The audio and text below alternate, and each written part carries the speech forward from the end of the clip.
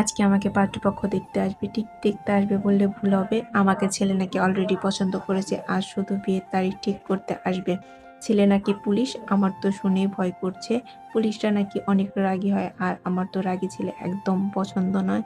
আমার তো পছন্দ আমার সমুদ্র ভাইয়ের মতো শান্ত ছেলেদের। আমাদের বংশের নিয়ম অনুযায়ী মেয়েরা কলেজের পড়া শেষ করলেই তাকে শ্বশুরবাড়ি পাঠিয়ে দিতে হবে। আমাকেও তাই বিদায় করা হচ্ছে। ও আপনাদের তো আমার পরিচয় দিতেই ভুলে গেছি। আমি নন্দিনী আফরিন নদী। লেখাপড়া বলতে আপাতত ভার্সিটির অ্যাডমিশনের জন্য বিভিন্ন জায়গায় পরীক্ষা দিচ্ছি। আমরা জয়েন্ট ফ্যামিলি। আমার পরিবারে আমি, মা, বাবা, ভাই স্রোত আর ভাবি মিষ্টি, বড় বাবা, বড় মা উর্মি আপু আর তার বর শাওন ভাইয়া, জিনুক, আমার সমুদ্র ভাই আর আমাদের সবার দাদা দাদি। বাইকের শব্দ পেয়ে ছুটে বাইরে গেলাম। নিশ্চয়ই সমুদ্র ভাই এসেছে।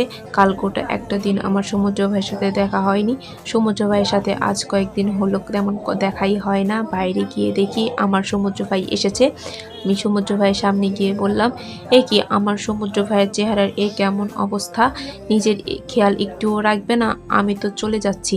তখন তোমার কে খেয়াল রাখবে শুনি? যাচ্ছিস তো যা না, কে আটকেছে? বিয়ে করার জন্য তো লাফাচ্ছিস। তোর কি একটুও লজ্জা করছে না? এভাবে নিজের বিয়ের কথা নিজেই ঢাক ঢোল পিটিয়ে বলছিস? অসভ্য কথাকার। রাগী স্বরে কথাগুলো বলেই হনহনিয়ে ঢয়ডুং ত্যাগ করলো সমুদ্র ভাই।